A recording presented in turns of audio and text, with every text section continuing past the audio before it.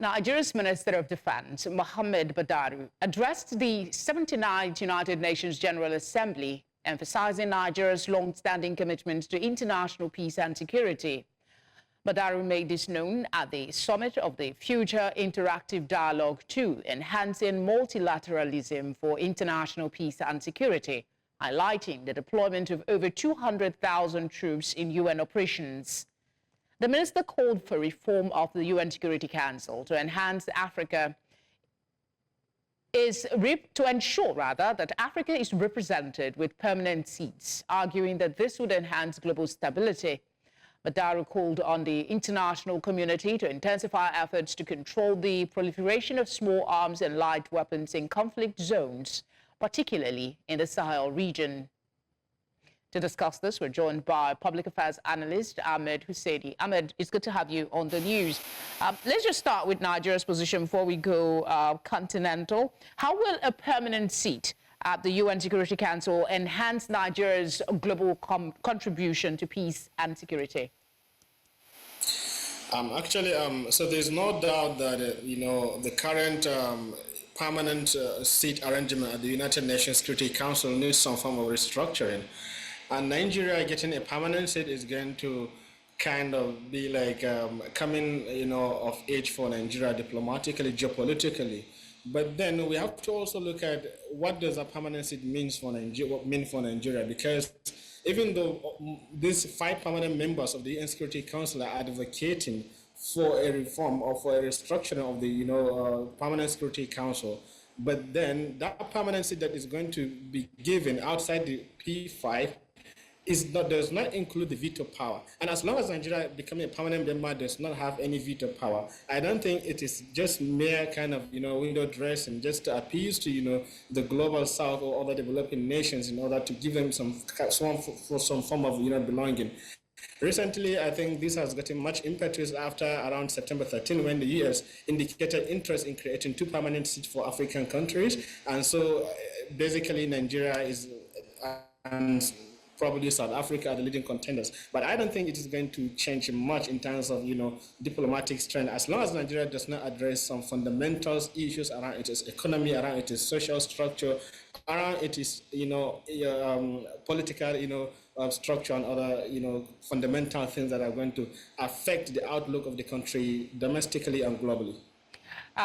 We always talk about these things, the country's domestic challenges, but look at it however you see it. There is no African country that has its act all together. Even the other partners that are within the UN Security Council, they don't have it all figured out. So what are, aside from its domestic affairs, are the African countries you mentioned, like Nigeria and South Africa, failing in their responsibility in contributing to the UN security, considering the highlights that the Nigerian minister brought up, the number of troops from the African continent that has participated in peacekeeping missions? Yeah, I agree that if you look at Nigeria, Nigeria is one of the leading, countries that contribute to, United Nations peacekeeping missions across the globe. So Nigeria is an important partner, stakeholder in ensuring global peace and stability. But then, recently, Nigeria has been having its own fair share of instability and insecurity. We've seen Boko Haram insurgency for over a decade. We've seen also pockets of, violence in Nigeria's northwestern region. The IPOB issue in the southeast and other communal issues here and there. So these truly undermine Nigeria's credibility, as an important force for stability in Africa and globally across the world.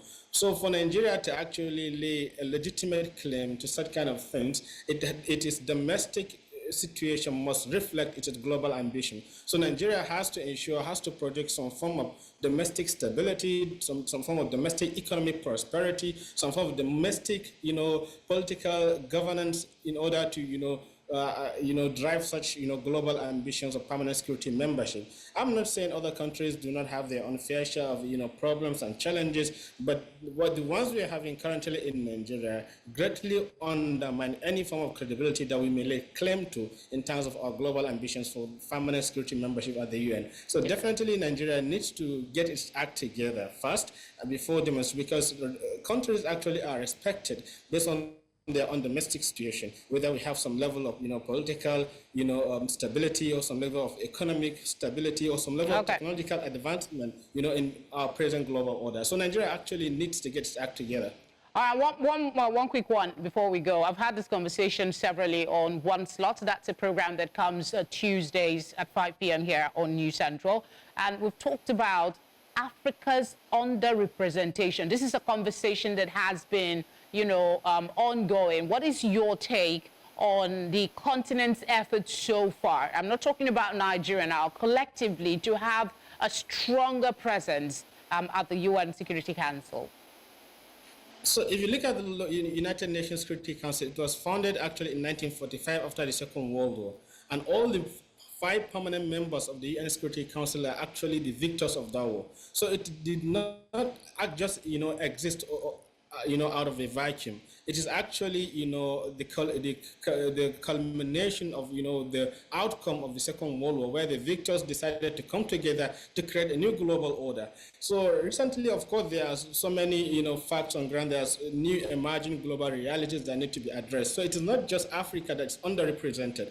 Other countries, especially in the global south, generally are underrepresented. Brazil is laying claim. Even within Europe, you see Germany, you see Canada, you see other Japan in Asia, all these countries, there were some on the losing side during the Second World War are now laying claim to, permanent security membership. So it's not just, Africa that is being underrepresented. But yes, coming back to Africa, I believe that Africa needs a permanent membership, or maybe 1 or 2.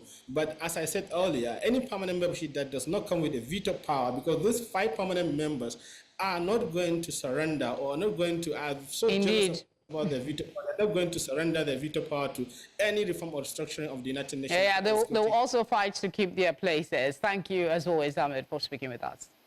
It's my pleasure. Thank you.